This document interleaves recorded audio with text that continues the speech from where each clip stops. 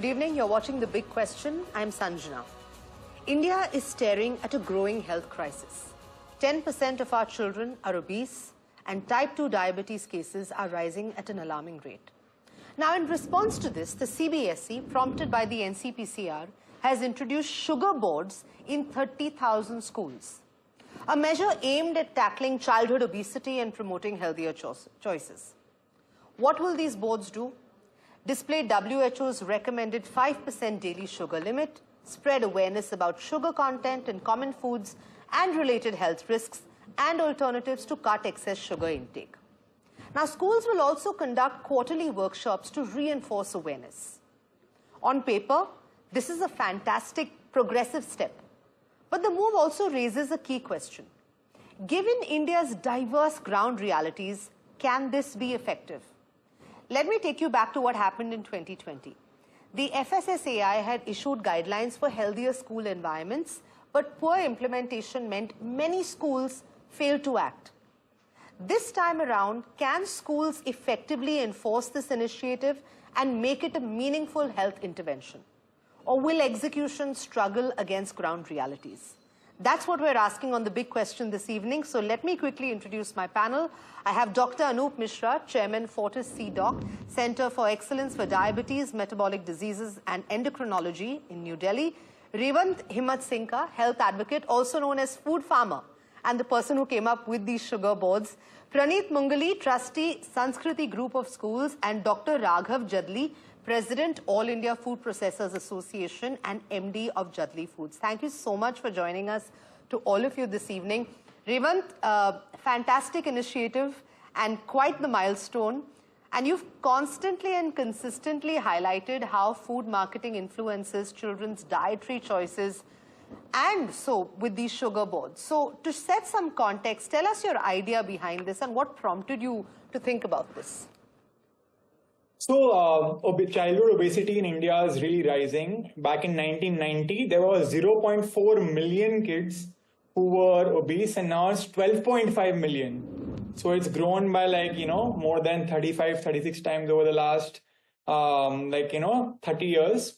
And so I wanted to come up with something which is very simple, which a 8 to 10-year-old or a 6-year-old understands. Unfortunately, most doctors, most parents, and even most people on Instagram and YouTube, they overcomplicate things.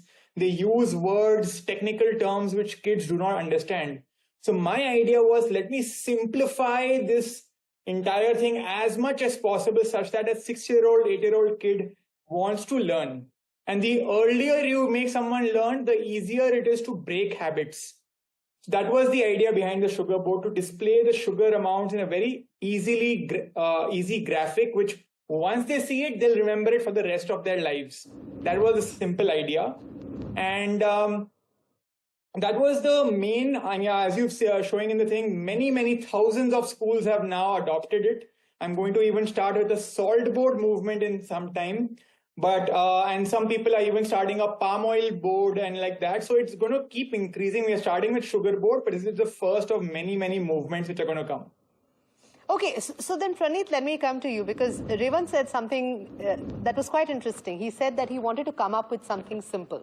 So as an educationist, do you believe that sugar boards can effectively change students' dietary habits? What educational metrics like student engagement or knowledge retention should be used to assess a program's impact? I think firstly, this is a very good and a necessary first step, where good habits developed over time, like Devan spoke about, compounded over time, are likely to lead to good results. So if awareness is the key aim, and to encourage children to make healthy and good choices is a vital first step. And with any large-scale movement, the impact of which is large, the impact of that will really have to be measured in time. And the roles really of school over here is to try and educate not just students, but there is an awareness amongst a lot of private schools and others that even parents have to be co-opted with this, because one piece of the puzzle, and the important piece of the puzzle, is of course to encourage students to make healthy choices. but the nutritional choices very often at home are being made by parents. And it's important to co-opt them by educating them. And I think there is consensus both amongst educators as well as with parents that eventually everybody wants the children to grow up to be happy and healthy individuals. And the starting point of those are the important nutritional choices that students make. So encouraging students to choose healthier alternatives for perhaps unhealthy or easily available options, and tying up the consequences of actions that they may take right now, which are maybe tasty or easily available, but to encourage them to exercise impulse control. And it's surprising how young the students are. There are 6-year-olds in our experience as well who understand that if they consume sugar or indeed processed foods, the harmful impact of that, how it will affect them in the future. So students do respond. As per your question of how we're going to measure this, we really have to measure this a year down the line to see, to do some national level statistics, to see whether there's actually been a change in consumption patterns or indeed whether there's been a reduction in type 2 diabetes, because CBSE is of course an important board, but there are other boards in the country, and any movement has to start from somewhere. So this is a welcome first step. A lot more needs to happen, but we're very glad that something is happening on this front. I remember I was doing school tours for my child, and I remember seeing these sugar boards, and I thought that the idea was quite novel. So kudos to that. And like I have been saying, this is a great initiative on paper, but let me also bring in the health perspective on this with Dr. Anoop. Dr. Anoop, there are rising rates of childhood diabetes, obesity in India. So how effective do you think school-based interventions like sugar boards can be in reducing these kind of conditions? So thanks for arranging this interesting discussion. We have perhaps one of the largest experience in doing the childhood obesity initiative, and that was 20 years back. So when it was starting. And we learned a couple of lessons. One is that never teach one thing to the children. Teach comprehensive. So sugar is only one part of the bad diet. There is saturated fat, there are processed food, junk food. So a lot more is required than just sugar board. So if we are only targeting sugar board, we are targeting only 20% of the bad food. So that is number one. The second thing is that, as rightly said, unless we have involvement of parents, school teachers, and also government initiative to decrease saturated fat and sugar in the various types of food, decrease sugar sweetened beverages, this will not sustain. That I can tell you. The third thing is whom to target. And we have published a research paper in British Journal of Nutrition where we presented the information to 10-year-old, 13-year-old, and 16-year-old, and who actually imbibed the information and acted upon it. So one is imbibing the information, and second thing is acting. That was best done by 10-year-old. So we have to, smartly do these things. Make a comprehensive program, not only sugar board, involve teachers, involve the parents, and target at a certain age to have maximum impact, and then not type 2 diabetes, but measure weight and waist circumference on those schools over next 6 months to see what is the impact. Okay, so health metrics like that, understood. So then let me come to Raghav. Raghav, I know that this is potentially 3 against 1 in a conversation like this, but since you understand the realities, the food industry often faces scrutiny for producing and marketing high sugar products. So would you say that you welcome this policy as a step towards healthier products? And, what metrics for you, like reformulated product sales, would show its effect in your industry for something like this? Good evening, Sanjana. Good evening, panelists. First of all, it is really a topic which has been brought into this program. So thank you for that. Now, Sanjana, I would like to state as a food industry association, we are very much concerned on the health of the students, not only on of the students, but all the public in general as such. That's the number one. Number two, as doctor said it is not only specified one one product, not only on the sugar. And second thing is that the food is never bad.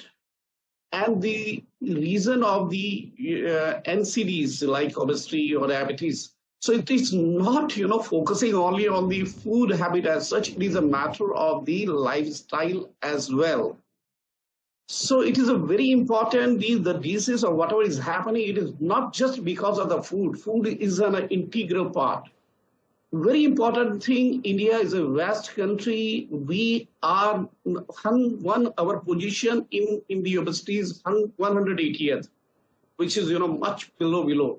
But okay, I'm not going into that one. And second thing, that more than 35% of the children are under the malnutrition.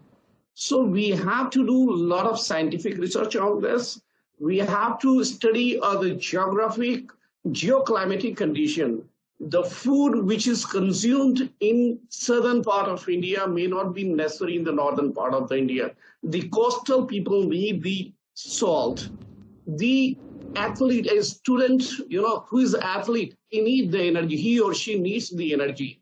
So let's not simply target it without any, doing any homework or without any scientific studies. Let's not just do the copy paste. As an association, we have done a lot of studies. We have done a lot of surveys. We have gone into the deep roots. And what we say that our traditional or the heritage food, the thali concept, which, comprise of dal, sabji, roti, little pickle, little sweet of, kheer or the gulab jamun, is considered to be the best in the world, particularly even in G20, this thing it was called. The Indian heritage food is the best one. So we need to provide the nutrition to the children as well. So let's not specifically be focusing only on the sugar. We have to do the complete study on this thing, a scientific study on this thing. And again, let's not forget that we are a vast country of 140 billion people, where we need to give the nutrition, energy, and everything to the children. Okay. So you're saying go for a balanced approach, that you can't throw the baby out with the bathwater. So Revant, the fact of the matter is that processed sugary food is also an inexpensive, convenient option, especially if we're looking at low-income families, right? Is it then reasonable for schools to regulate sugar intake when low-income families face aggressive sugary food marketing and limited access to healthy alternatives? How can then these communities be supported to meet these policy goals? Because it's not entirely convenient, and let's face it, healthier alternatives are not exactly as inexpensive as maybe having something that's sugary or deep fried or processed. I partly disagree with you. I do agree that soft drinks are usually quite cheap. However, there are many other alternatives. For example, a chas is very inexpensive and significantly better than soft drinks. Similarly, nimbu pani. Nimbu pani, even if you add 4 teaspoons of sugar, it's super sweet. But most of these soft drinks have 8 to 9 teaspoons of sugar. So a nimbu pani, if you just have with 1 or 2 teaspoons, will be more than enough for most kids, and it's also very inexpensive. Similarly, coconut water is slightly more expensive, but that's also a great alternative. Sattu potentially is a good alternative, it's not super expensive. So there are better alternatives than soft drinks. It's just that for some reason there's a lack of awareness or there's lack of availability and access. So there are cheaper alternatives to some of the soft drinks available, which I'm hoping CBSE, ICSE can push through the sugar board movement. So then, Praneeth, let's now look at under-resourced schools, right? And because this policy also is saying that there is a July 15th reporting deadline for these boards and workshops. How do you then do this without straining budgets or staff? Because, and I'm playing devil's advocate here, okay? Because we are a very, very big country and a very diverse one at that. And the economics change with every state, every region, every district, with every, lane in a city. So how do you do that then? The question isn't an easy one, but I think the starting point of the premise has to be to acknowledge that health really cannot and must not get sacrificed at the altar of either convenience or economics or commerce, especially when we are dealing with a generation which is going to grow up on a diet of processed food, unhealthy food. We don't even know what the long-term effects are going to be. Type 2 diabetes, and like Dr. Misra said, that sugar is only part of the problem. So it's not an easy situation to tackle because economics is involved. But just to pick up from where Revanta said, there are cheaper and there are healthy alternatives which are available. Just to start, I'm talking about an urban context right now. But instead of having, I will not take the names of any specific brand, but having sweet artificial chocolate drinks, which are processed as healthy drinks, you can have that with cocoa powder and jaggery. Similarly, there are healthier alternatives for many of the things. Efforts will have to be spent on educating people, and only when you have all the stakeholders who are educated about proper alternatives which are available, that's the only basis where change will happen. Now, schools will need to plug in that gap over there, where it's a national level directive or an initiative to how to localize that in the context. Because in a country as spread, where the dietary patterns from Kerala are obviously going to be very different from West Bengal. But this is precisely why schools can bridge that gap in trying to contextualize that eventually the goal is to have children consume healthy food. And there is an adage which goes very well to sort of say that as long as we stick to foods which our grandparents recognize as food or our great-grandparents recognize as food, we'll be all right. Now, in different contexts, that is going to mean different things. It's going to need a little bit of research. And even the immediate deadline which is being set is the first step of trying to create awareness. For any large movement like this, it's going to take time. But localization of that and trying to understand exactly what the healthy alternatives can mean for each of the local geographies will obviously take some time. And schools who understand the local geography as well as the policy intent can bridge that gap very well. So, Dr. Anoop, we've all been talking about how parents need to also do their bit, right? And it seems to be that with something like this, the schools are probably taking primary responsibility for regulating children's sugar intake. How do you see parental role as being part of this? Because let's face it, maybe the school can regulate whatever they can, and it can't be a mandate, it can't be really imposed very strictly. And then the child goes home and it could be a completely different story. So curious to understand any kind of health interventions that come in here that will encourage parents to be part of this. Absolutely. The parents are extremely important part. The kids are 8 hours in the school and rest of the time at home. And we did a study some time back, which we published in European Journal of Clinical Nutrition. We clearly aligned parents' obesity to children's obesity. So 70% of the women whose children are obese were themselves obese. So their food habits are bad. They cook all sorts of so-called home junk food with plenty of fried food and plenty of sugar at home itself. Unless mothers are the center point. Mothers are educated about this. Mothers are involved in the school program, in the so-called workshop that I heard, and told about these sugar content and various ill effects of the sugar. And they have intent of regulating this at home, nothing will happen. That I can tell you. In addition, if we have too much of television viewing, that will beam certain advertisements where some celebrities are having colas and something similar. So that also is parents' responsibility to curb the television viewing, tell the child to go out and play, and the have a healthy food at home, and tell child that this is what will actually improve your health, will not let you increase having an increase in the weight and various diseases. So extremely important to have mothers into the whole discussion. Excellent point. Raghav, I'm curious to understand about your support with schools taking on this regulatory role, and if there are any conversations within the association, within the industry, to bear more responsibility for reformulation or any kind of marketing strategies, because what we have on our hands is a crisis at the end of the day.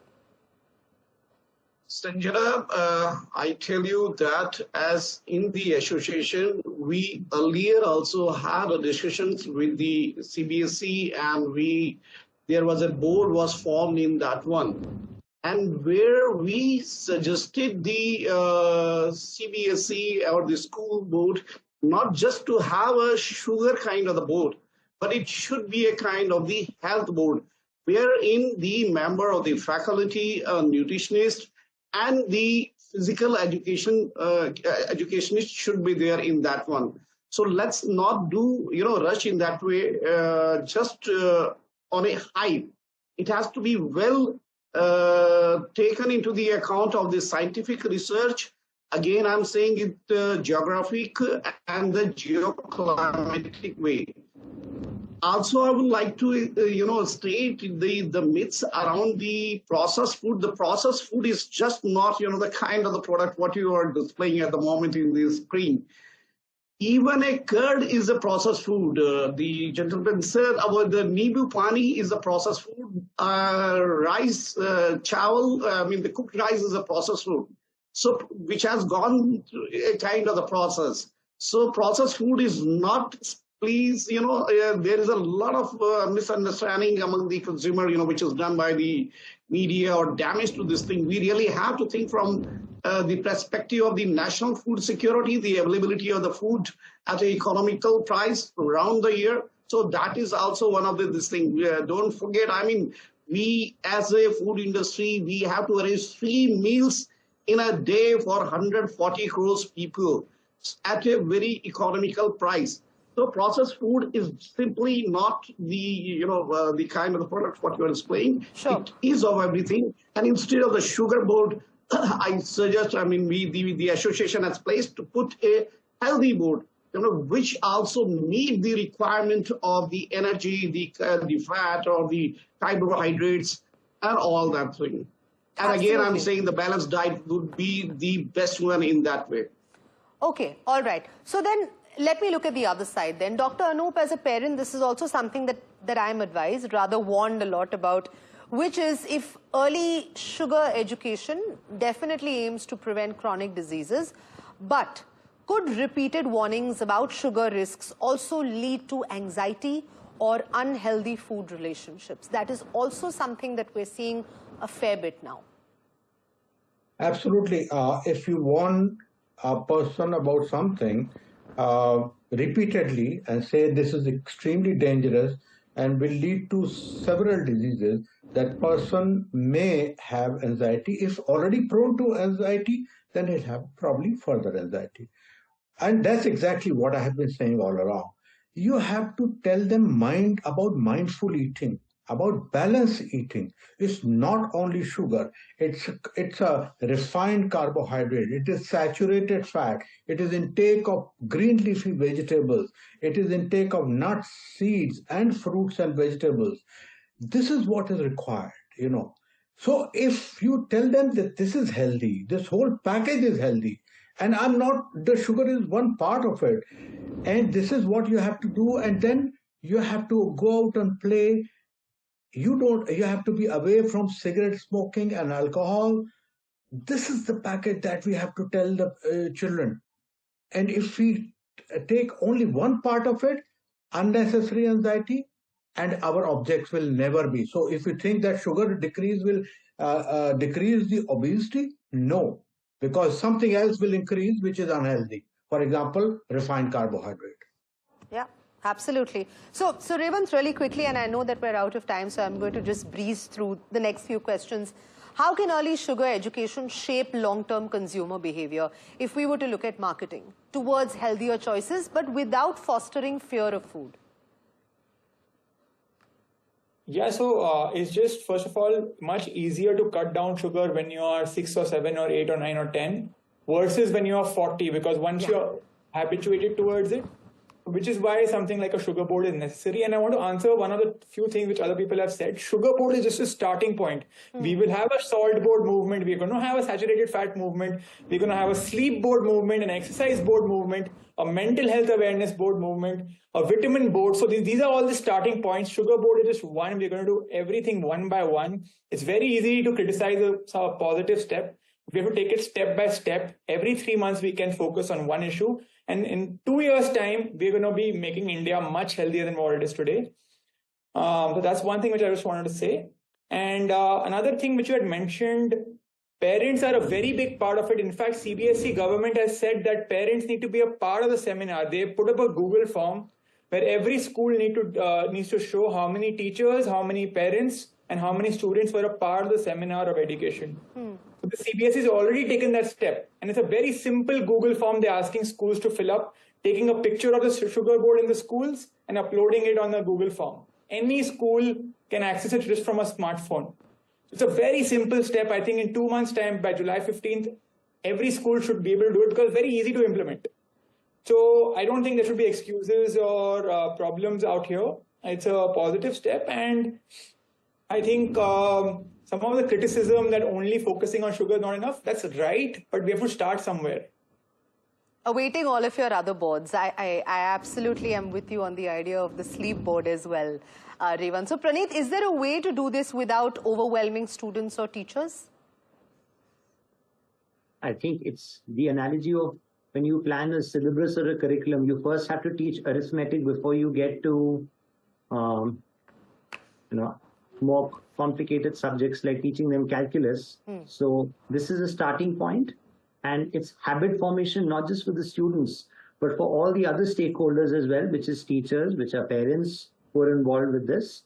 And eventually the goal, if it's to make a healthier future generation, we want them to make the right nutritional choices. We want them to make the right exercise choices. We want them to make right choices to prioritize their emotional health. So if we're looking at it in a holistic angle, this is a good first step, and habit formation and adaptation will take time. This is a good first step. It should be lauded. It should be encouraged, and we all welcome it. Right. Thanks so much. And Raghav, last question. Do you welcome sugar boards as a driver for innovation in lower sugar or alternative products, or do you see it as a threat to long-term consumer demand? I would like to say, rather of the sugar board, there should be the health board, which comprises of everything, as Dr. Anoop also said it. So it is just not the sugar. It is the complete nutrition, what is needed for the body. And let's focus more on the balanced diet, lifestyle, and physical activities, to come out of this NCDs kind of this thing. And let's not simply do, just the copy paste, which is, done in taking it from somewhere, by the, seeking of the, without scientific studies and scientific studies in the Indian context, just not do in that way, because that may have a lot of the bad consequences. I mean, for example, the sugar substitutes kind like of the artificial sweetener or artificial salt will have the severe health impact on the children's health. So I should say the balanced diet is one of the most thing, and let's involve children. I mean, generally what we have seen even at the school, and let every children to be participating in the sports and in the physical activity, and the focus should be the holistic, not a product specific. Okay. I think everybody is more or less saying the same thing, but perhaps has different versions of it. But that's all that the time that we have on this episode of The Big Question. Thank you so much for joining me. my panelists and your wonderful perspective and insight. We've explored the CBSE Sugar Board's policy, its potential to curb childhood obesity and diabetes, and the challenges of implementation and its broader implications. And how it actually is executed and implemented remains to be seen. Thanks so much for watching.